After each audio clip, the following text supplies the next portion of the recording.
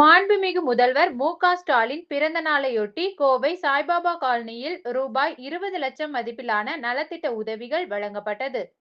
கோவை மாநகர் மாவட்ட திமுக பொறுப்பாளர் துரை செந்தமிழ் செல்வன் வழங்கினார்.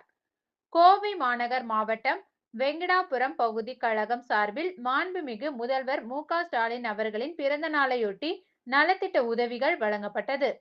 வெங்கிடாபுரம் பகுதி கழக பொறுப்பாளர் எம். சிவராமன் தலைமையில் நடைபெற்ற இந்த விழாவில் 44வது வட்ட கழக பொறுப்பாளர் பொன்ராஜ் நடராஜன் வரவேற்புரையாற்றினார். மாவட்ட துணை செயலாளர் கல்பனா செந்தில், மாவட்ட பொருளாளர் எஸ். எம். முருகன், சுற்றுச்சூழல் அணி அமைப்பாளர் ஸ்ரீ சத்யா, கோவை தங்கம், வர்த்தக அணி துணை அமைப்பாளர் அருண் பிரகாஷ் ஆகியோர் முன்னிலை வகித்தனர்.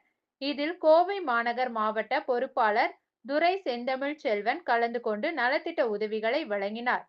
100 கிரைண்டர், 4 மின்சார இருசக்கர வாகனம், சில்வர் பாத்திரம், சேலை உள்ளிட்ட ரூபாய் 20 லட்சத்திற்கும் மேற்பட்ட பொருட்கள் அப்பகுதி பொதுமக்களுக்கு வழங்கப்பட்டது. இதில் தகவல் தொழில்நுட்ப அணி, தமிழ் மறை உள்ளிட்ட ஏராளமானோர் கலந்து கொண்டனர். இறுதியில் வட்டக்கழக பொறுப்பாளர் சம்பத் நன்றியுரையாற்றினார்.